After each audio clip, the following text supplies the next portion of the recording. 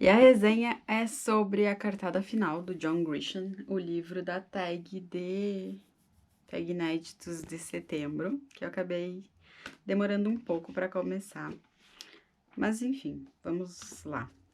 A primeira coisa que eu queria falar é sobre a capa dele, sobre a arte da capa, que eu achei muito bacana. Eu sempre converso com a minha filha sobre os livros que eu tô lendo e acabo passando para ela as histórias de uma forma sintetizada e às vezes um pouco amenizada, dependendo da questão.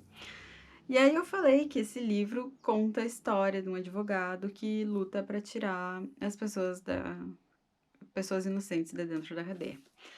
E aí ela me perguntou o que tinha a ver a ampola, né, do ampulheta com a história do livro, com o advogado.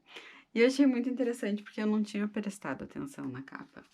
E aí eu olhei e eu consegui ver o todo, como ela fica, né? E aí, para explicar para ela a pessoa presa dentro da.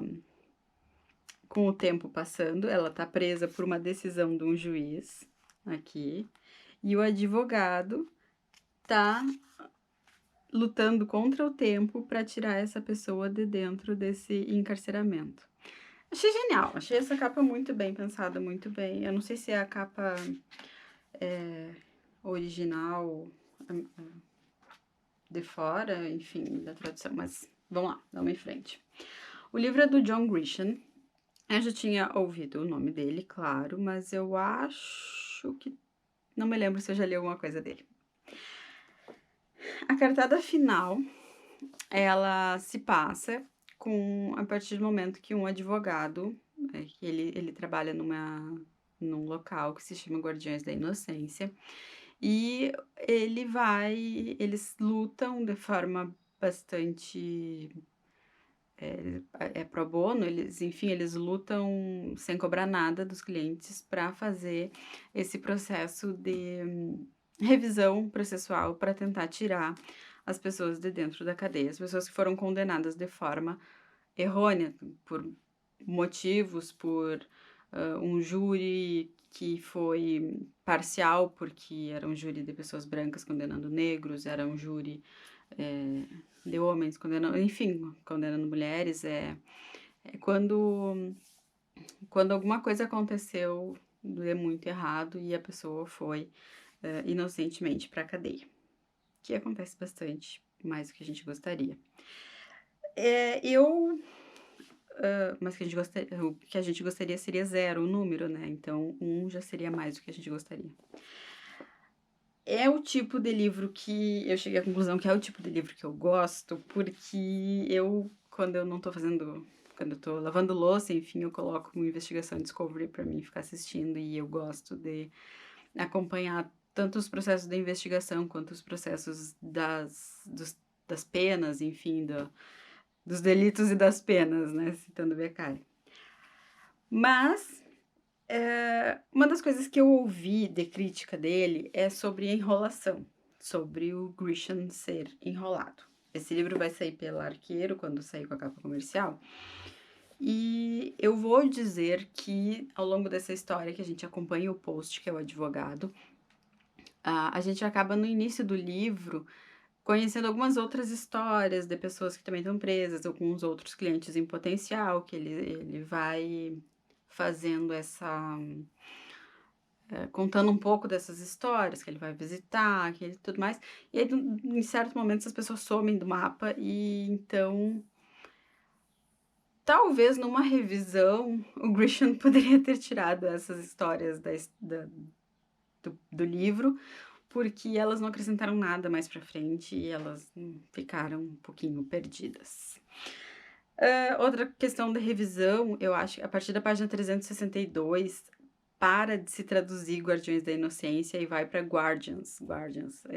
A partir dali em diante, não são mais os Guardiões, que ao longo do livro, ele sempre se apresenta, ele fala sobre a Guardiões. E a partir da 362, virou Guardian e não traduziram mais o negócio. E vai até o final sem tradução. Também não entendi, acabei não trazendo a revista para ler junto, então eu não sei se tem alguma justificativa para essa parada de tradução. Tudo bem, que seja.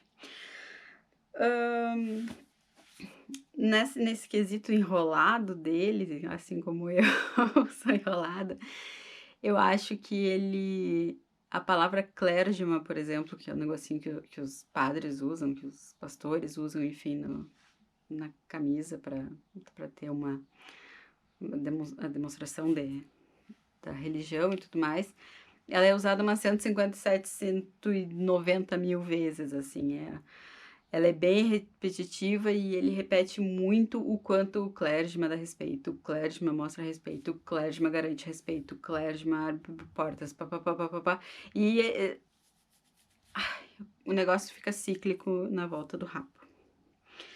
Outra coisa, quando ele fala também dos guardas da prisão, os guardas ganham $12 por hora, enfim, e aí ele fica que é difícil levar uma vida $12 por hora, porque ele sabe que ele entende como que é difícil $12 por hora, e aí isso também acaba se repetindo bastante. Outra coisa que ele insiste é o quanto ele é pobre, o quanto a vida dele é espartana. É espartana que chama? Eu acho que é. Quanto a vida dele é espartana ali, quanto a vida dele é minimalista, que ele não tem dinheiro para ir no restaurante, que ele não tem dinheiro para isso, a gente já entendeu no início, sabe? Ele não precisa ficar o quanto o orçamento da Guardian é limitado, o quanto eles não têm dinheiro, o quanto o orçamento é apertado, o quanto o caixa é apertado. E aí tu fica nessa questão, ok, eu entendi da primeira vez. Vamos lá, vamos em frente. São alguns parágrafos nessa questão orçamentária também são extremamente desnecessários e cortáveis da história, porque eles não acrescentam patavinas, né? Mas enfim, a história em si, ela vai acompanhar a soltura, o processo de revisão, a revisão processual do caso de uma pessoa que foi do Quincy Miller, que ele foi condenado a assassinato. E é uma treta muito grande, porque envolve o sistema, o Estado, a cadeia de custódia de provas, enfim, é muito interessante acompanhar, porque é um processo, ele vai desde um juiz de uma cidade pequena, de um xerife de uma cidade pequena, até o FBI envolvido nessa investigação. Então as coisas tomam uma proporção muito grande, assim, e o processo investigativo, ele é muito interessante, é muito legal, é muito bacana. Não tem nenhuma surpresa, nenhuma reviravolta, assim, dramática no caso, acho que não.